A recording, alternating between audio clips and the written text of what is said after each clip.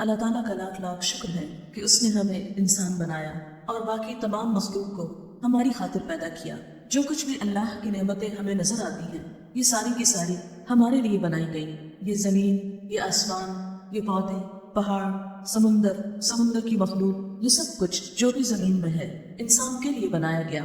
اللہ سبحانہ وتعالیٰ کا ارشاد ہے خلق لکم ما فی الارض جمیعا، اس نے تمہارے لیے پیدا کیا جو کچھ زمین میں ہے سارے کا سارا۔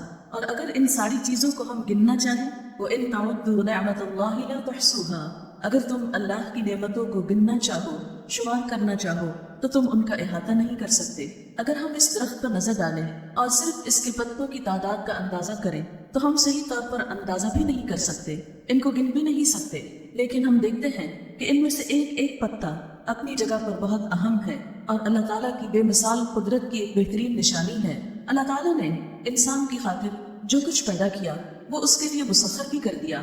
قرآن پاک میں اللہ تعالیٰ فرماتے ہیں سخر لکم ما فی السماوات و ما فی الارض، آسمانوں اور زمین میں جو کچھ ہے تمہارے لیے اس نے مسخر کیا ہے تاکہ انسان اس سے فائدہ اٹھا سکے، انسان اس سے کام لے سکے۔ ایسا نہیں کہ یہ چیزیں انسان کے سامنے اس طرح سرکشی کرے کہ انسان اس سے کچھ بھی فائدہ نہ اٹھا سکے۔ ہم دیکھتے ہیں کہ انسان اپنے فائدے کے لیے نہ صرف یہ کہ زمین کی قوتوں کو استعمال کر رہا ہے بلکہ آسمان کی قوتوں کو بھی۔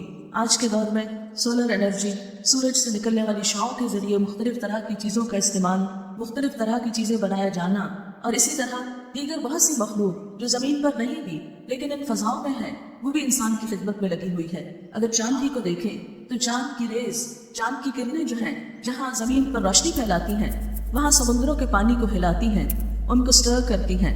اس پانی کے ہلنے کی وجہ سے سمندر کے اندر بے پناہ مخلوق زندہ ہے۔ اگر یہ سب کچھ نہ ہو، یعنی سمندر کا پانی ایک ہی جگہ ساکت و جامد ہو اور وہ نہ ہلے تو سمندر کے اندر رہنے والی مخلوق کو آکسیجن نہ ملے اور اس طرح وہ فائدہ نہ اٹھا سکے۔ اور پھر اسی طرح ہم دیکھتے ہیں کہ اللہ سبحانہ وتعالیٰ مختلف قسم کے جانوروں کا ذکر کر کے فرماتے ہیں وَالْأَنْعَامَ خَلَقَهَا، مویشی جانوروں کو اس نے پیدا کیا، لَكُمْ فِيهَا دِفْءٌ وَمَنَافِعُ، تمہارے لیے اس میں گرمی کا سامان بھی ہے اور بہت سے فائدے، وَمِنْهَا تَأْكُلُونَ، اور ان میں سے تم کھاتے بھی ہو، یعنی ان کے بال اور کھال کو تم استعمال کرتے ہو، اس سے اپنے لباس تیار کرتے ہو، وَلَكُمْ فِيهَا جَمَالٌ، تمہارے لیے ان میں خوبصورتی بھی ہے، حِينَ تُرِيحُونَ وَحِينَ تَسْرَحُونَ، جس وقت تم صبح اور شام انہیں چرانے کے لیے لے جاتے اور واپس لاتے ہو، وَتَحْمِلُ أَثْقَالَكُمْ إِلَى بَلَدٍ لَمْ تَكُونُوا بَالِغِيهِ إِلَّا بِشِقِّ الْأَنفُسِ، اور وہ تمہارے ساز و سامان ایسی زمین کی طرف اٹھا کر لے جاتے ہیں کہ اگر تم خود انہیں اٹھا کر لے جاؤ تو بہت مشقت سے وہاں پہنچو۔ پھر فرمایا وَالْخَيْلَ وَالْبِغَالَ وَالْحَمِيرَ، یہ گھوڑے اور خچر اور گدھے، لِتَرْكَبُوهَا وَزِينَةً، یہ اس لیے پیدا کیے کہ تم ان پہ سواری کرو اور یہ زینت کا سامان بھی ہے، وَيَخْلُقُ مَا لَا تَعْلَمُونَ، اور وہ کچھ پیدا کرے گا جو تم جانتے بھی نہیں ہو۔ یعنی انسان کی سواری کے سامان صرف گھوڑے خچر اور اونٹ ہی نہیں رہیں گے بلکہ ایک وقت ایسا آئے گا کہ اور بھی بے شمار چیزیں پیدا ہوں گی جنہیں تم نہیں جانتے۔ 1400 سال پہلے یہ آیت اتری تو اس وقت کسی کو گاڑیوں کا نام بھی معلوم نہ تھا، کسی نے تصور میں بھی نہ سوچا، کبھی خیال بھی نہ کیا کہ کبھی کوئی چیز ایسی بھی ہوگی جو فضا میں اڑ کر انسان کو سفر کے قابل بنائے گی۔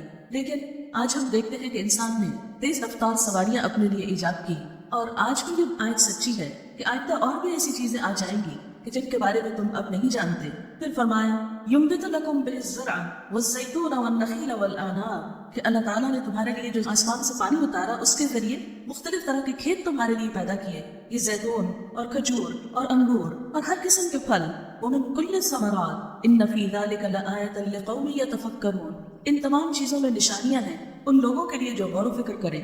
وَسَخَّرَ لَكُمُ اللَّيْلَ وَالنَّهَارَ، اس نے تمہارے لیے رات اور دن کو مسخر کیا، اگر رات نہ آئے تو ہم سب مل کر لا نہیں سکتے، اور رات چھائی رہے تو سب مل کر دن نہیں لا سکتے۔ یہ دراصل اللہ تعالیٰ ہی نے ایسا نظام قائم کیا، یہ سب چیزیں ہماری خدمت میں لگی ہوئی ہیں۔ وَالشَّمْسَ وَالْقَمَرَ، سورج اور چاند، وَالنُّجُومَ مُسَخَّرَاتٌ، اور سب ستارے بھی مسخر ہیں، بِأَمْرِهِ، اس کے حکم سے، إِنَّ فِي ذَلِكَ لَآيَاتٍ لِقَوْمٍ يَعْقِلُونَ، اس میں نشانیاں ہیں ان لوگوں کے لیے جو عقل سے کام لیتے ہوں، جو عقل استعمال کرتے ہوں۔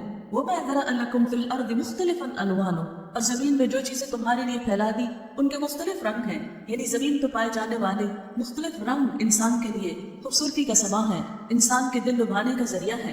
آپ ذرا تھوڑی دیر کے لیے سوچئے کہ اگر ساری چیزوں کا صرف ایک رنگ ہوتا، یعنی اگر یہ دنیا بلیک اینڈ وائٹ ہوتی تو کیا حال ہوتا، یہ کیسی لگتی؟ جس وقت کلر کیمرہ نہیں آیا تھا اس وقت تصویریں بلیک اینڈ وائٹ کھینچا کرتی تھی، ان میں اور کلر تصویروں میں کتنا فرق ہے۔ اسی مثال سے آپ سمجھ سکتے ہیں کہ کس طرح انسان کے لیے ان رنگوں میں اللہ تعالیٰ نے حسن پیدا کیا۔ ان فی ذلک لآیۃ لقوم یذکرون، اس میں اللہ کی طرف سے تمہارے لیے ایک نشانی ہے، لیکن کن لوگوں کے لیے؟ جو کوئی نصیحت حاصل کرنا چاہیں، جو ان چیزوں سے سبق حاصل کرنا چاہیں۔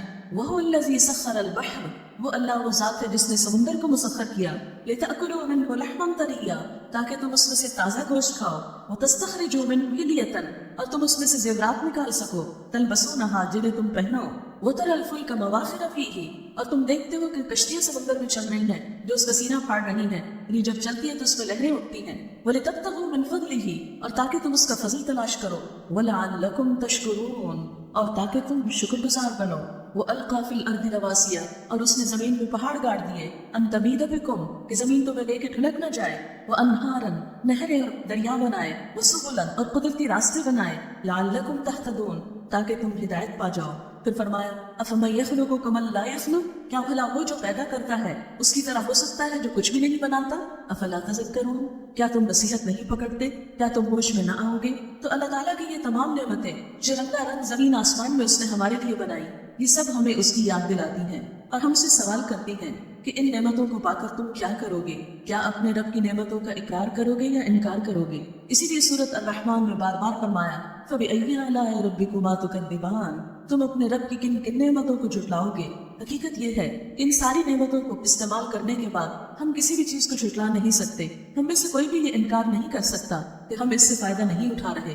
کچھ چیزیں ایسی ہیں جن سے ہم تمام انسان مشترک طور پر فائدہ اٹھاتے ہیں، کچھ چیزیں ایسی ہیں کہ جن سے ہم خود ذاتی طور پر فائدہ اٹھا رہے ہیں۔ اگر ہم اپنے جسم کی حالت پر غور کریں تو یہ ہاتھ ایک نعمت ہے، ان سے پوچھیں کہ جن کے ہاتھ نہیں وہ کتنی مشقت میں ہیں۔ آپ دیکھیں کہ اگر ہم خود کھانا اپنے ہاتھ سے نہ کھائیں تو ہماری سیٹسفیکشن نہیں ہوتی، تو سوچئے جن لوگوں کے ہاتھ نہیں ہوتے دوسرے انہیں فیڈ کرتے ہیں ان کا کیا حال ہوتا ہوگا۔ جو کام ہم خود نہیں کر پاتے اس کے لیے کتنی بے چینی ہوتی ہے۔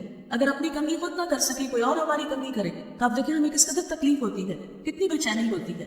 اگر ہمارا لباس کوئی اور ہمیں پہنانے والا ہو، اگر کوئی اور ہمیں کھلانے اور پلانے والا ہو تو ہماری زندگی کس قدر ادھوری ہو کر رہ جائے۔ یہ آنکھیں ہمارے جسم میں کتنی نعمت ہے، اگر یہ نہ ہو تو ہم دیکھنے کے قابل نہ ہوں۔ اگر ہم کلر بلائنڈ ہو تو دنیا کا نقشہ الٹ جائے ہمارے لیے اور دنیا میں وہ خوبصورتی اور زینت اور اٹریکشن نہ رہے۔ اسی طرح یہ بولنے کی قوت جس سے ہم فائدہ اٹھا رہے ہیں، یہ بھی اللہ کی خاص عنایت ہے۔ ہم اپنا غصہ، غم، خوشی، محبت سب کچھ اس کے ذریعے اظہار کرتے ہیں۔ اگر یہ نہ ہو اور ہم بول نہ سکے، ہمیں کوئی غصہ دلائے اور ہم جواب نہ دے سکے، ہمیں رنج اور دکھ ہو اور ہم اپنے دکھ کا اظہار نہ کر سکے، ہمیں کوئی خوشی ہو اور ہم اپنی خوشی کا اظہار نہ کر سکے تو ہمارا کیا حال ہو۔ آپ دیکھیں کہ خوشی بھی کس طرح انسان انجوائے کرتا ہے جب اسے شیئر کرتا ہے دوسروں کے ساتھ۔ آپ کو اچانک کوئی اچھی نیوز ملتی ہے تو آپ کا کیا دل چاہتا ہے؟ فوراً کسی دوسرے کو بتاؤ۔ اگر آپ کو کوئی تکلیف دہ خبر ملتی ہے تو فوراً آپ اپنے دل کا بوجھ ہلکا کرنے کے لیے دوسرے تک وہ بات پہنچاتے ہیں، دوسرے کو خبر دیتے ہیں۔ آپ سوچئے کہ اگر یہ زبان کام نہ کرے تو ہم اپنے دل کی خوشی اور غم دوسروں تک بتا نہ سکے اور اس کو شیئر نہ کر سکے تو پھر ہمارا حال کیا ہو؟ کیا یہ اللہ کی نعمتیں نہیں؟ پھر کھانے پینے کے لیے جو چیزیں ہم کھاتے ہیں ان کے طرح طرح کے ذائقے ہیں۔ دیکھنے میں زبان ایک جیسی نظر آتی ہے لیکن اس میں کھٹا، میٹھا، کڑوا، نمکین کتنے مختلف ٹیسٹ ہیں جو ہم اس سے فائدہ حاصل کرتے ہیں، کتنا اس سے انجوائے کرتے ہیں۔ آپ سوچیے کہ اگر ہماری زبان پہ صرف نمک ہی نمک کا ذائقہ ہو تو زندگی کس قدر بد مزہ ہو جائے۔ اگر صرف میٹھے ہی کا ذائقہ چکھ سکے اور باقی کچھ نہیں تو زندگی کتنی بے مزہ ہو جائے۔ پھر اسی طرح سونگنے کی قوت جو اس نے بنائی، طرح طرح کی خوشبو جو ہم سونگ سکتے ہیں، اس سے ہمارے دل کو اور دماغ کو کیسا سرور اور کیسا کیف حاصل ہوتا ہے۔ یہ سب کچھ اس کی نعمتیں ہی تو ہیں۔ پھر اسی طرح اولاد جیسی نعمت اس نے عطا کی، یہ بھی سراسر اس کی نعمت ہے۔ اگر وہ نہ دینا چاہے تو صحت مند ہوتے ہوئے بھی کوئی اپنے لیے خود اولاد پیدا نہیں کر سکتا، اور اگر وہ دے تو کوئی روک نہیں سکتا۔ وہ قرآن پاک میں فرماتا ہے جس کے لیے چاہتا ہے بیٹے پیدا کرتا ہے اور جسے چاہتا ہے بیٹیوں سے نوازتا ہے، جسے چاہتا ہے دونوں دیتا ہے اور جسے چاہتا ہے اسے باج بنا دیتا ہے۔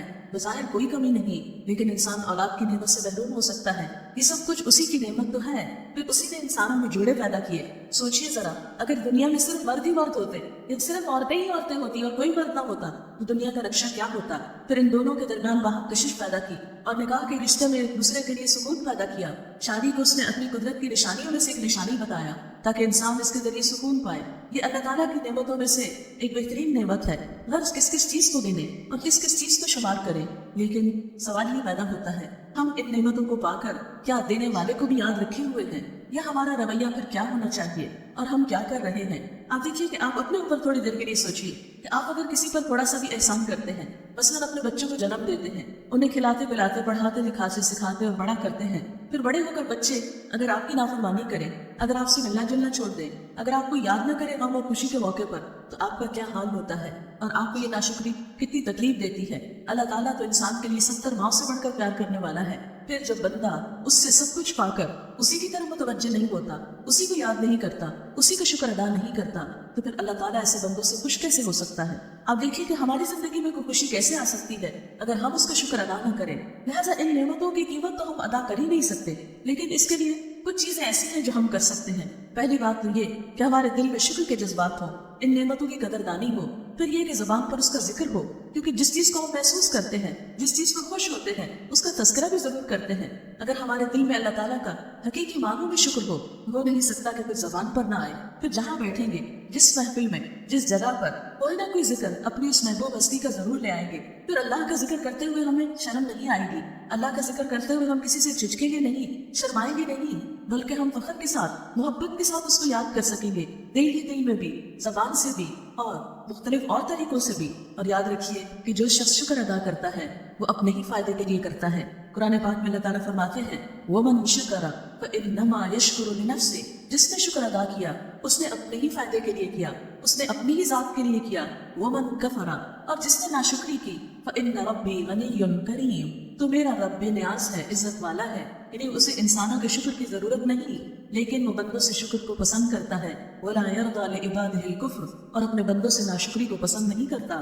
حضرت داؤد اور سلیمان علیہ السلام کو بے پناہ نعمتیں دی گئی تھی، ان نعمتوں کو دیکھ کر اللہ تعالیٰ نے ان سے کیا تقاضا کیا، کیا فرمایا؟ اعملوا آل داؤد شکرا وقلیل من عبادی الشکور، اے آل داؤد شکر کے طریقے پر عمل کرو، یعنی جو کچھ میں نے تمہیں دیا ہے، نبوت یا بادشاہت، یہ سب کچھ یعنی دین اور دنیا کا ایک جگہ اکٹھے ہونا، دنیا میں بھی اعلیٰ مقام اور دین میں بھی اعلیٰ مقام، دنیا بھی اور آخرت بھی، جس کو یہ دو نعمتیں ملے اس کے لیے پھر اس سے بڑھ کر اور کس چیز کی تمنا ہو سکتی ہے، یا اس کے لیے اس سے بڑھ کر کسی اور بھلائی کی کیا توقع کی جا سکتی ہے؟ لیکن یہ سب کچھ دینے کے بعد اللہ تعالیٰ نے ان سے چاہا کیا کہ تم شکر ادا کرو، اور پھر ساتھ ہی شکوہ کیا کہ قلیل من عبادی الشکور، میرے بندوں میں سے بہت تھوڑے ہیں جو شکر ادا کرتے ہیں۔ وہ یہ نعمتیں پا کر سمجھتے ہیں کہ یہ ان کا کمال ہے، ان کا ذاتی کمال ہے، یہ ان کی ذہانت ہے، یہ ان کی لیاقت اور قابلیت ہے، اور وہ یہ بھول جاتے ہیں کہ یہ دینے والا دراصل اللہ ہے۔ اور اللہ تعالیٰ نے یہ فیصلہ بھی کر دیا کہ جو شکر ادا کرے گا میں اس کو اور زیادہ نعمتیں عطا کروں گا۔ لئن شکرتم لأزیدنکم، اگر تم نے شکر ادا کیا تو میں تمہیں اور زیادہ دوں گا۔ وَلَئِن كَفَرْتُمْ، اور اگر تم نے ناشکری کی، ان عذابی لشدید، تو میرا عذاب بھی بہت سخت ہے۔ یعنی دنیا میں انسان اگر نعمتیں پا کر اپنے رب کو بھول جاتا ہے اور اس کی بجائے صرف اپنی ہی تعریفیں کرتا رہتا ہے یا تکبر میں مبتلا ہو جاتا ہے، تو ایسا شخص اللہ کو کچھ نہیں بگاڑتا، وہ اپنا ہی نقصان کرتا ہے، کیونکہ یہ تو سب کو معلوم ہے کہ دنیا میں جتنی بھی نعمتیں ہیں وہ سب عارضی ہیں، بہت جلد انسان کے پاس سے چلی جانے والی ہیں، اور پھر جو شکر گزار ہے انہیں اس شکر کے بدلے میں قیامت کے دن اس سے بھی زیادہ بہتر نعمتیں ملیں گی، لیکن ناشکرے لوگ پھر آئندہ اس دنیا کی نعمتوں سے محروم ہو کر رہ جائیں گے۔ بیسیکلی شکر ہوتا کیا ہے؟ شکر عربی زبان کا لفظ ہے، شکر کا معنی ہوتا ہے گائے کا کم چارہ کھا کر زیادہ دودھ دینا۔ طاقت الشکور اس کو کہتے ہیں جو اپنے مالک کا شکر گزار ہو، یعنی اس کا رویہ اپنے مالک کے ساتھ بہتر ہو۔ اب آپ دیکھیں کہ یہ شکر جو ہے انسان کے رویے میں بھی ہوتا ہے، انسان کی گفتگو میں بھی ہوتا ہے، انسان کے طور طریقوں میں بھی ہوتا ہے، انسان کے لباس میں بھی ہوتا ہے، اس کے کھانے پینے سے بھی ہوتا ہے، اور نعمتیں دینے والے کے ذکر کرنے سے بھی ہوتا ہے۔ عام طور پر ہم سمجھتے ہیں کہ شکر شاید دل میں ایک خاص جذبے اور احساس کا نام ہے۔ جی ہاں، ہے تو وہ دل ہی کے جذبے اور احساس کا نام، لیکن اس احساس کے بعد انسان کے رویے میں تبدیلی آتی ہے۔ جو شخص اپنے رب کا شکر گزار ہوتا ہے وہ تکبر سے خالی ہوتا ہے، پھر وہ اپنی بڑائی میں مبتلا نہیں ہوتا۔ اسے جو بھی نعمت ملتی ہے، جب بھی کوئی اس کی تعریف کرتا ہے تو وہ اس پر الحمدللہ کہتا ہے کہ یہ سب کچھ میرے رب کا انعام ہے، میرے رب کا فضل ہے، یہ اس کی عطا ہے، یہ اس کی بخشش ہے۔ پھر وہ کسی بھی نعمت کو پا کر دوسرے کو حقیر نہیں سمجھتا، دوسرے کو ذلیل نہیں کرتا، اور دوسروں کے مقابلے میں اپنے آپ کو بڑی چیز نہیں سمجھتا۔ اور جیسے کہ آپ نے دیکھا کہ اس گائے کے لیے یہ لفظ استعمال ہوتا ہے جو تھوڑا چارہ کھا کر بھی بہت دودھ دے۔ اس کا کیا مطلب ہے کہ انسانوں میں شکر گزار وہ ہے کہ جس کو زندگی میں دوسرے انسانوں کے مقابلے میں کم نعمتیں بھی ملی ہو تو وہ اس پر شکوہ نہ کرے، اس پر بھی شکر گزار رہے۔ ہم نے دیکھا ہوگا کہ بعض لوگوں کا معمولی رہن سہن ہوتا ہے لیکن ہر بات پر ان کی زبان سے کلمہ شکر ادا ہوتا ہے، کبھی آپ ان سے شکایت کرتے ہوئے نہیں سنیں گے، کبھی وہ اپنی کمزوریوں اور اپنی زندگی میں پائے جانے والے دکھوں اور تکلیفوں کا بار بار ذکر کر کے دوسروں کو بدمزہ نہیں کریں گے، بلکہ ان تمام نعمتوں کو ہی یاد رکھیں گے جو اللہ تعالیٰ نے ان کو عطا کی۔ لیکن اس کے برعکس آپ دیکھتے ہیں کہ کچھ لوگوں کا طریقہ یہ ہوتا ہے کہ ان کے پاس زمانے بھر کی نعمتیں بھی ہوں، اس کا ذکر نہیں کریں گے، اس کا اظہار نہیں کریں گے، لیکن جس چیز کی کمی ہوگی اس کا ذکر بار بار کریں گے اور اس طرح دوسروں کو تکلیف دیتے رہیں گے۔ آپ دیکھیں کہ جب آپ اپنے دوستوں کی محفلوں میں بیٹھتے ہیں یا آپ کسی کے ساتھ بھی بات کرتے ہیں، اگر ہر وقت آپ دوسروں کو اپنی تکلیفیں اور اپنے مسئلے اور مشکلات اور دکھ اور پریشانیاں ہی سناتے رہیں اور صرف شکوہ ہی کرتے رہیں کہ برا نہیں پڑتا، مال کم ہے، یا یہ کہ فلاں چیز نہیں ہے، فلاں نہیں ہے، بچے ایسے ہیں، شوہر ایسا ہے، کیونکہ مختلف لوگ مختلف طرح کی ناشکری کرتے رہتے ہیں، کبھی وہ کسی چیز کی کمی کا ذکر، کبھی کسی چیز کی کمی کا ذکر، اور خاص طور پر خواتین میں جو ایک عادت ہوتی ہے وہ شوہروں کی شکر گزاری نہیں کرتی۔ یہ بہت تکلیف دہ بات ہے۔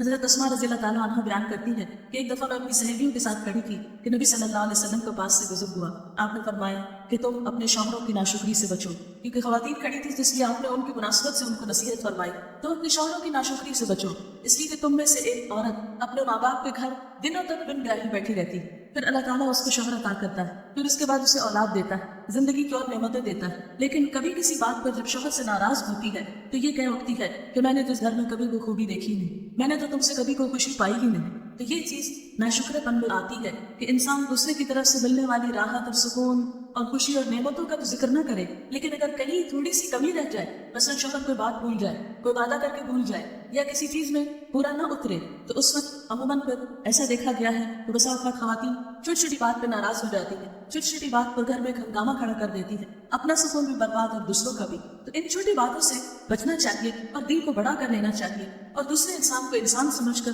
اس کی کوتاہی اور خطا کو معاف کر دینا چاہیے۔ اسی طرح بعض اوقات دیکھا گیا کہ بچے ماں باپ سے کبھی سیٹسفائی نہیں ہوتے، ماں باپ اپنا دل کو نکال کے بچوں کو دینے کو تیار ہوتے ہیں، خود بھوکے رہ کے انہیں کھلاتے ہیں، خود جاگ کر مائیں بچوں کو سلاتی ہیں، ان کی ہر تکلیف پر انہیں سہلاتی ہیں، لیکن کبھی اگر ماں کسی بات کو بھول جائے یا کسی چیز کے بارے میں غافل ہو جائے تو عموماً ساری زندگی بچے اس چیز پہ شکوہ کرتے رہتے ہیں، فلاں موقع پر آپ نے ایسا کیا، فلاں اسکول میں نہیں پڑھایا، ایسا اور ایسا جہیز نہیں دیا، ہمارا تو رشتہ ہی آپ نے صحیح تلاش نہیں کیا، شادی کا فیصلہ ہی ٹھیک نہیں کیا، اور ہمارے بچوں کو تو یہ نہیں دیا اور فلاں بہن بھائی کے بچوں کو آپ نے یہ دیا۔ یعنی عموماً شکر گزاری کا رویہ ماں باپ کے ساتھ کم ہی ہوتا ہے، ناشکری کی باتیں زیادہ کرتے ہیں۔ تو یہ ناشکری کے رویے جو ہے یہ انسان کی دنیا میں بھی قدر و قیمت کھو دیتے ہیں، ایسے لوگ انسانوں کی نظروں سے بھی گر جاتے ہیں اور اللہ تعالیٰ کے ہاں بھی کوئی عزت اور مقام نہیں ہوتا۔ پھر آپ دیکھیے دو طرح کی نعمتیں ہوتی ہیں، ایک تو ہمیں پرماننٹلی ملی ہوئی ہے یا شروع سے جب سے ہم دنیا میں آئے ہمیں ملی، مثلاً ہمیں جسم ملا، زندگی ملی اور بہت سی نعمتیں، اور کچھ ایسی ہوتی ہیں جو روز ہم کو ملتی ہیں، مثلاً ہم روز کھانا کھاتے ہیں، ٹھنڈا پانی پیتے ہیں گرمی،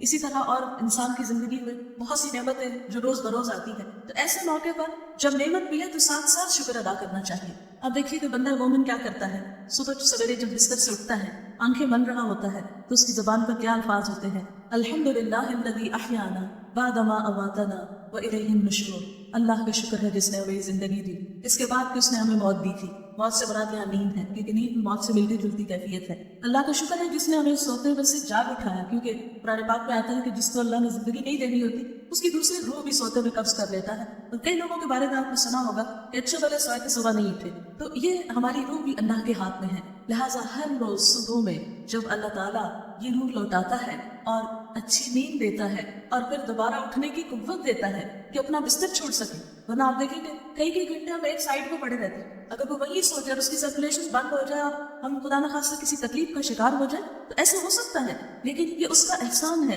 اس کی نعمت ہے، اس کی رحمت ہے کہ وہ پھر ہمیں حشاش بشاش اٹھا کھڑا کرتا ہے۔ پھر اس کے بعد بندہ مومن کیا کرتا ہے؟ اپنی ضروریات پوری کرنے کے لیے، قضاء حاجت کے لیے جب واش روم میں جاتا ہے، پھر اس کے بعد جب نکلتا ہے تو اس کے منہ پر کیا دعا ہوتی ہے؟ الحمدللہ الذی اذهب عني الاذى، اللہ کا شکر ہے جس نے مجھ سے یہ اذیت دور کر۔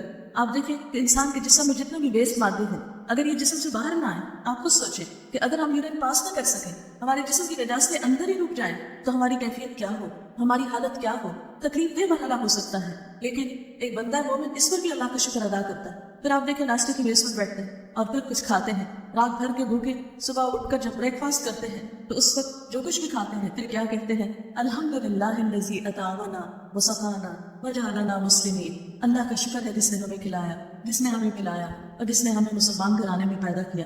پھر اسی طرح دن بھر میں کئی کاموں میں شکر کا لفظ انسان بولتا ہے، کیونکہ الحمدللہ کہنا ہی شکر ادا کرنا ہے۔ اور یہ ایک ایسا خوبصورت کلمہ ہے کہ جس کے بارے میں حدیث میں آتا ہے الحمدللہ تملأ المیزان، کہ الحمدللہ کہنا میزان کو بھر دیتا ہے. یعنی اللہ تعالیٰ کو اتنا خوش کرتا ہے جب بندہ نعمت کی قدردانی کرتا ہے. آپ ذرا سے اس کو یوں محسوس کریں، مثلا آپ اگر کسی کو کوئی چیز دیتے ہیں اور وہ بندہ آپ کا شکر گزار ہو اور آپ کی قدردانی کرے تو اس وقت آپ کے دل میں کیسی خوشی آتی ہے. تو اسی طرح بندہ جب شکر گزار ہوتا ہے تو اللہ تعالیٰ اس بندے سے خوش ہوتا ہے. بہرحال پھر آپ دیکھیں کہ اگر کسی کو چھینک آئے تو ہمیں کیا سکھایا گیا کہ اس وقت کیا پڑھا جائے؟ الحمدللہ کہا جائے، کیونکہ اس وقت انسان کے جسم میں کیسے پروسیس سے گزرتا ہے کہ کچھ دیر کے لیے انسان کا جو دل ہے وہ دھڑکنا بند ہو جاتا ہے، چاہے وہ سیکنڈ کے کچھ حصے میں، لیکن پھر اللہ تعالیٰ اس کی دھڑکن کو جاری کر دیتا ہے. اس پر الحمدللہ کہتا ہے. پھر دن میں پانی پیتا ہے تو رکھتا ہے، پھر الحمدللہ کہتا ہے. پھر اسی طرح آپ دیکھیں کہ انسان جب سونے کے لیے بستر پہ جاتا ہے پھر اللہ کا شکر ادا کرتا ہے. پھر اسی طرح جب قیامت کا دن ہوگا اور اللہ تعالیٰ بندہ مومن کو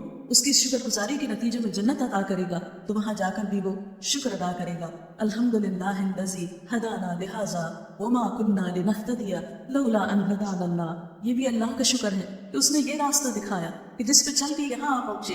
اگر وہ ہمیں یہ راستہ نہ دیتا تو ہم خود اس قابل نہ تھے کہ یہاں تک پہنچتے. یعنی اسے بھی وہ اپنے اعمال کا نتیجہ نہیں سمجھتا، جنت جیسی چیز کو بھی وہ اللہ کی نعمت اور احسان سمجھتا ہے اور وہاں جا کر بھی اللہ کا شکر ادا کرتا ہے.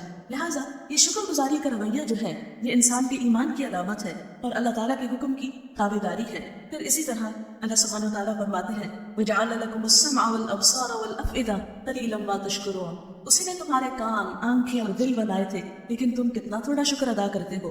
پھر اسی طرح اللہ تعالیٰ نے انسان کے پاس ہدایت جیسی نعمت بھیجی، یعنی دین اسلام بھیجا، جیسے کہ قرآن پاک میں آتا ہے اليوم اکملت لکم دینکم واتممت علیکم نعمتی ورضیت لکم الاسلام دینا. آج میں نے تمہارے لیے تمہارا دین مکمل کر دیا، اپنی نعمت تم پر تمام کر دی اور تمہارے لیے دین اسلام کو پسند کیا. دین اسلام میں اللہ تعالیٰ نے اپنی عبادت کے جو طریقے ہمیں سکھائے ہیں ان پر بھی ہمیں اللہ تعالیٰ کا شکر ادا کرنا چاہیے. اسی لیے ہم دیکھتے ہیں کہ وضو کا طریقہ قرآن پاک میں جہاں سکھایا گیا وہاں اس کے آخر میں فرمایا وَلَعَلَّكُمْ تَشْكُرُونَ. یہ طریقہ اس نے تمہیں سکھایا ہے تاکہ تم شکر گزار بنو. یعنی جب ہم وضو کرتے ہیں اور وضو کے لیے مس ہوتا ہے کہ ہم اپنے ہاتھ دھوئیں، پاؤں دھوئیں، چہرہ دھوئیں، مسا کریں اور اس کے بعد ہم دوبارہ سے فریش ہو جاتے ہیں. بہت سے ماڈلس کی انٹرویوز میں بھی آپ نے پڑھا ہوگا، میں نے تو سنا ہی ہے، پڑھا نہیں ہے، لیکن یہ کہ بہت سے لوگ اپنا ایکسپیرینس بتاتے ہیں کہ ہمارے غسل کا راز کیا ہے کہ دن میں کئی دفعہ پانی کو اپنے چہرے پہ اسپرنکل کرتے ہیں تاکہ چہرہ جو ہے وہ فریش ہو جائے. اسی طرح ایک اور اولڈ ایجپشنس کے بارے میں کہا جاتا ہے کہ ان کی خواتین کے غسل کا راز یہی ہے کہ وہ خواتین دن میں کئی دفعہ وہ پانی کی چھینٹیں مارتی تھی. آپ قدرتی طور پر دیکھتے ہیں کہ دن میں کئی دفعہ جب آپ چہرے کو دھوتے ہیں تو آپ اس سے پاک صاف ہوتے ہیں. میں سوچتی ہوں کہ جب عام طور پہ جب نماز نہیں پڑھی جاتی تو ناک صاف کرنا ہی بھول جاتے ہیں، یعنی سارا وہ دھو رہے ہیں سب کچھ کریں پھر یاد ہے تو لیکن وضو کرتے ہوئے آٹومیٹکلی ہم سب کچھ دھو رہے ہوتے ہیں، حتیٰ کہ کانوں کے اندر تک انگلی پھیر کر دن میں 5 دفعہ پیچھے کان صاف کر کے بالوں کے اوپر مسا کر کے. آج مجھے کو بتا رہا تھا کہ وہ خاتون ایک ڈاکٹر کے پاس گئی اور کہا کہ میرے بال بہت جلدی عمر میں سفید ہونے لگے تو انہوں نے کہا کہ دن میں کئی دفعہ ہاتھ گیلا کر کے بالوں کے اوپر لگاؤ. اب یہ معلوم نہیں کیا علاج تھا لیکن اس سے اندازہ کریں کہ ہمارے دین میں ہمیں دن میں 5 دفعہ بالوں کو مسا کرنے کا حکم دیا گیا. پر ہم خواتین جو گھروں میں ہوتے ہیں اتنا احساس ہی نہیں ہوتا کہ ہم اتنی بڑی نعمت پا رہے ہیں کیونکہ اندر ہی اندر بھی وضو کر لیا تو صفائی کا اتنا احساس نہیں ہوتا. لیکن ہماری میجورٹی تو گھروں سے باہر رہتی ہے. اب دیکھیں گے جو مزدور دن میں کام کرتے رہتے ہیں، کسان جو کھیتوں میں کام کرتے ہیں، کارخانوں میں جو لوگ کام کر رہے ہوتے ہیں، پیٹرول پمپس پہ کام کر رہے ہوتے ہیں، اگر یہ سارے وقت لوگ دن میں 5 دفعہ صرف نماز کے لیے وضو ہی کرنا شروع کر دیتا، آپ دیکھیں ہماری قوم کی حالت بدل جائے گی، حلیہ بدل جائے گا کیونکہ وہ صفائی کی فیلنگ نظر آنے لگے گی. اور پھر آپ دیکھیں کہ اس کے بعد ہمیں یہ بھی سکھایا کہ اگر وضو نہیں تو تم پاک مٹی کے ساتھ تیمم کر لو.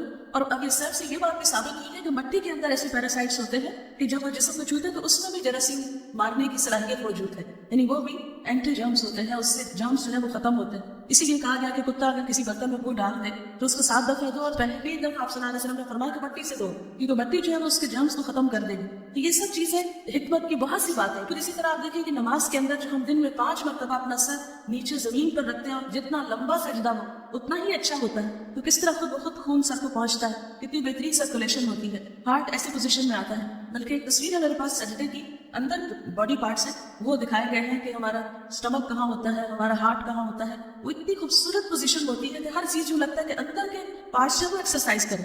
ویسے جو ہم ہاتھ پاؤں ہلا کے ایکسرسائز کرتے ہیں، کھڑے ہو کر کریں یا کچھ یا جھک کر بھی ایون کریں، تو آپ دیکھیں کہ اگر نماز نہ پڑھے تو زمین پہ سجدے میں جا کے ایکسرسائز بہت کم ہوتی ہے. جتنے بھی ایکسرسائز کے اسٹیپس ہوتے ہیں وہ زیادہ تر کھڑے ہو کر یا بیٹھ کر یا جھک کر یا لیٹ کر ہوتے ہیں. لیکن اتنی بہترین پوزیشن اور اس میں بھی آپ دیکھیں کہ نبی صلی اللہ علیہ وسلم نے ایک خاص طریقہ بتایا سجدہ کرنے کا کہ کونیاں اٹھا کے کرو. پھر اسی طرح یہ کہ ناک لازمی طور پہ لگنا چاہیے، ناک نہیں اٹھا ہوا، وہ پیشانی لگنی چاہیے. घुटने लगने चाहिए, पीछे से उंगलियां लगनी चाहिए। फिर इसी तरह नमाज में बैठने की जो पोजीशन है दोबारा वापस पलट कर, और किस तरह तवर्रुक करने का आप सल्लल्लाहु अलैहि वसल्लम ने तरीका बताया कि एक पाँव को अंदर की तरफ मोड़ कर फिर उसकी उंगलियां सामने हो और एक पाँव जो पीछे से खड़ा हो। अगर बचपन से ही बच्चा जब 7 साल का नमाज पढ़ना शुरू करता है और उसको ये तरीका सिखा दिया जाए तो इसके अंदर बहुत से सेहत के राज पाए जाते हैं, मेंटली इंसान अलर्ट होता है। लेकिन अफसोस ये कि हमने जब से अल्लाह के दीन को छोड़ा और शुक्र अदा करने के लिए वो सजदा शुक्र, क्योंकि नमाज भी तो दिन में 5 दफा शुक्र अदा करने का ही एक तरीका है, जब से ये चीजें छोड़ी तो हम दुनिया में तरह तरह की मुश्किलात में गिरफ्तार हो गए। आप देखेंगे पानी के जरिए मुख्तलिफ तरीके से इलाज बताए जाते हैं। बहुत से लोग जिनको नींद नहीं आती तो डॉक्टर्स रिकमेंड करते हैं कि अगर सोने से पहले आधा घंटा पानी में इंसान तब बात ले ले तो बगैर किसी दवा के इंसान बहुत आसानी के साथ सो सकता है। तो ये सब पुराने जमाने से हजारों साल से पानी के साथ इलाज का तरीका रहा है कि उसे इंसान इस्तेमाल करता है तो उसे फायदा पहुंचता है। दिन ब दिन ये जो हमारे मुल्क में कत्ल वारत अफसोसनाक हद तक बढ़ती चली जा रही है, तो सोचती हूँ कि ये जो इतना एंगर है और इतनी हेट्रेड है और नफरत है, ये सारी चीजें इनका क्या इलाज आखिर हो सकता है, क्या तरीके हो सकते हैं? क्योंकि ये एक नफ्सियाती बीमारी भी तो कौम की नजर आती है ना कि नफ्सियाती तौर पर भी हम बीमार हैं, कि हमारी सोच बीमार है। क्योंकि एक सेहतमंद सोच रखने वाला इंसान, एक पॉजिटिव सोच रखने वाला इंसान, एक मुस्बत दिल और शुक्रगुजार दिल रखने वाला इंसान ये कत्ल वारत नहीं कर सकता, वो किसी इंसान को दुख नहीं दे सकता, उसको तकलीफ नहीं पहुंचा सकता। लेकिन ये एग्रेशन और डिप्रेशन बढ़ते चले जा रहे हैं, इनमें भी कमी हो सकती है अगर हम अल्लाह ताला के बताए हुए तरीकों पर अमल करें। दिन में जो शख्स 5 दफा वुजू करे और उसके हाथ पांव भीगे और वो जो पानी का असर है वो जिस्म के अंदर यानी रूह को भी टच करे, क्योंकि रूह और जिस्म साथ साथ जुड़े हुए हैं ना एक दूसरे से। जो चीज जिस्म पर जाती है वो लाजमन रूह पर भी असर करती है। तो ये बात मानी हुई है कि डिप्रेशन का बेहतरीन इलाज जो है वो नहाना है, वुजू करना है। और इसीलिए हम देखते हैं कि यानी कि जनाबत की हालत में गुस्ल का भी हुक्म दिया गया है और वैसे वुजू का हुक्म दिया गया है कि दिन में 5 दफा अल्लाह की मुलाकात के लिए तैयारी के लिए वुजू करके जाओ। और ये सब चीजें उसने तुम्हें सिखाई ताकि तुम शुक्र अदा करो। तो शुक्र अदा करने का तरीका सिर्फ जुबान से शुक्र कहना नहीं, सिर्फ दिल में सोच लेना नहीं, बल्कि वुजू करना भी शुक्र अदा करने का एक तरीका है। तो अल्लाह ताला ने कुरान पाक में हमें जो मुख्तलिफ अहकामात दिए हैं, खाने पीने से लेकर रिचुअल्स की अदायगी के और दीगर, ये तमाम दरअसल शुक्र की अदायगी के तरीके हैं। अगर आप देखें कि कुरान पाक की इब्तिदा कहाँ से होती है, सूरत अल-फातिहा से, और सूरत अल-फातिहा का आगाज कहाँ से होता है, अल्हम्दुलिल्लाह से। तो गोया कुरान पाक में पहली तालीम जो हमें दी गई वो अल्हम्दुलिल्लाह है कि सब तारीफ अल्लाह के लिए है, सब शुक्र अल्लाह के लिए है। हजरत इब्राहिम अलैहिस्सलाम की खास खुसूसियत कुरान पाक में बताई गई, शाकिरन लिअनअमिही, वो अपने रब की नेमतों पर शुक्रगुजार थे। इज्तबाहु, अल्लाह ने उसको चुन लिया, वहदाहु इला सिरातिन मुस्तकीम, और उसको सीधे रास्ते की हिदायत दी। गोया हिदायत का रास्ता भी शुक्र के जरिए आसान होता है। फिर इसी तरह अल्लाह ताला फरमाते हैं, बलिल्लाह फअबुद वकुन मिनश शाकिरीन, बल्कि अल्लाह ही की इबादत करो और उसके शुक्रगुजार बन जाओ। फिर इसी तरह हम देखते हैं कि अल्लाह ताला कुरान पाक में फरमाते हैं, फज़कुरूनी अज़कुरकुम वश्कुरूली वला तकफुरून, तुम मुझे याद करो मैं तुम्हें याद रखूंगा और मेरा शुक्र अदा करो और मेरी नाशुक्री न करना। और लुकमान अलैहिस्सलाम के बारे में आता है, वलक़द आतैना लुकमानल हिकमत अन इश्कुर लिल्लाह, हमने लुकमान को हिकमत अता की, समझ बूझ अता की, अन इश्कुर लिल्लाह, कि अल्लाह का शुक्र अदा करो। तो गोया शुक्रगुजार होना बंदे की समझदारी पर भी दलील, क्योंकि जानवर और इंसान में फर्क क्या है? इंसान को अल्लाह ने अकल दी है, सोच समझ सकता है, देख सकता है, पहचान सकता है अपने मोहसिन को, खैरखा को और नेमतें देने वाले को। तो जो शख्स नेमतों को पाकर फिर अपने मोहसिन को पहचानता है और उसके आगे झुकता है, वही दरअसल शुक्रगुजार है। फिर इसी तरह हम देखते हैं कि नबी सल्लल्लाहु अलैहि वसल्लम रात को लंबी नमाज पढ़ा करते थे। आप लंबी नमाज पढ़ते इतने कि आपके कदम सूख जाया करते। तो जब आपसे कहा गया कि आप इतना लंबा क़याम करते हैं कि आपके पाँव सूख जाते हैं, हालांकि अल्लाह ताला ने तो आपके अगले पिछले सब गुनाह माफ कर दिए हैं। साफ ने फरमाया, अफला अकूना अब्दन शकूरा, क्या मैं अल्लाह का शुक्रगुजार बंदा ना बनूं? यानी तहज्जुद जो है, ये नमाज जो है, ये महज गुनाहों की माफी के लिए नहीं बल्कि अल्लाह के शुक्र की अदायगी का एक तरीका है। फिर इसी तरह यह है कि अल्लाह ताला बंदों से क्या चाहता है, फरमाया कि मा यफ़अलुल्लाहु बिअज़ाबिकुम इन शकरतुम व आमनतुम व कान अल्लाहु शाकिरन अलीमा, अल्लाह तुमको अजाब देकर क्या करेगा अगर तुमने शुक्र अदा किया।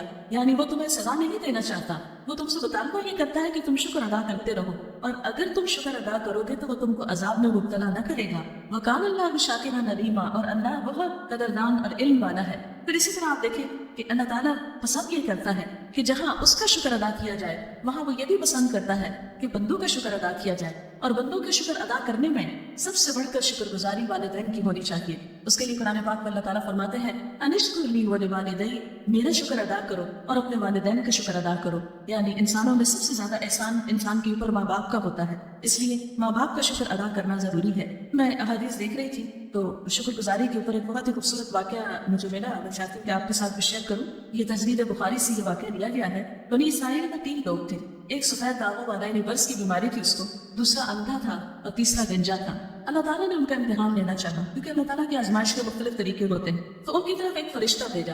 فرشتہ پہلے برس والے کے پاس آیا اور اس نے پوچھا تمہیں کیا چیز پسند ہے؟ اس نے کہا اچھا رنگ، اچھی جلد، کیونکہ لوگوں نے مجھے اس بیماری کے باعث مغرور سمجھا ہوا ہے، تو میں بہت تنگ ہونا چاہتا ہوں کہ میرا جسم خوبصورت ہو جائے۔ ظاہر ہے کہ جس انسان کے پاس جو چیز نہیں ہوتی اس کے لیے وہی سب سے بڑی نعمت ہے اگر اسے مل جائے۔ فرشتے نے اس پر ہاتھ پھیرا تو اس کی بیماری ختم ہو گئی اور وہ تندرست ہو گیا۔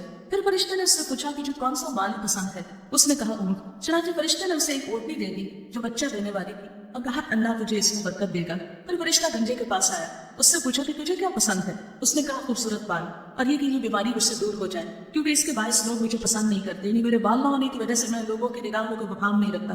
یعنی واقعی وہ سوچنے کی بات ہے کہ اگر بال نہ ہو تو لوگ شاید ہماری شکل نہ دیکھنا چاہیں، لیکن کبھی ہم نے شکر بھی ادا کیا کہ اللہ نے ہمیں بال دے رکھے۔ چنانچہ فرشتے نے اس سے ہاتھ پھیرا تو اس کی بیماری دور ہو گئی اور اسے خوبصورت بال مل گئے۔ پھر فرشتے نے پوچھا کہ تجھے کون سا مال پسند ہے؟ تو اس نے کہا کہ گائے۔ فرشتے نے اسے گائے دی جو بچہ دینے والی تھی، کہا خدا تجھے اس میں برکت دے۔ پھر فرشتہ اندھے کے پاس آیا اور اس سے پوچھا کہ تجھے کیا پسند ہے؟ اس نے کہا کہ اللہ تعالیٰ مجھے دیکھنے کی طاقت واپس دے دے کہ میں اس سے لوگوں کو دیکھوں۔ فرشتے نے اس میں بھی ہاتھ پھیرا اور اس کے دیکھنے کی قوت واپس کر دی۔ پھر فرشتے نے پوچھا کہ تمہیں کون سا مال پسند ہے؟ اس نے کہا بکری۔ فرشتے نے اسے ایک بکری دی جو حاملہ تھی۔ پھر اونٹنی اور گائے اور بکری نے بچے دیے۔ خدا نے ان میں اتنی برکت ڈالی کہ سفید داغوں والوں کے پاس جنگل بھر اونٹ ہو گئے، گنجے کے پاس جنگل بھر گائے ہو گئی اور اندھے کے پاس جنگل بھر بکریاں ہو گئی، اور وہ سب ہر لحاظ سے بہت خوشحال ہو گئے۔ پھر فرشتہ انسانی صورت میں دوبارہ ان کے پاس آیا، پہلے برس والے کے پاس آیا، کہا کہ میں ایک مسکین آدمی ہوں، سفر میں زیادہ ختم ہو گیا ہے، میں گھر نہیں پہنچ سکتا سوائے اللہ کی امداد کے۔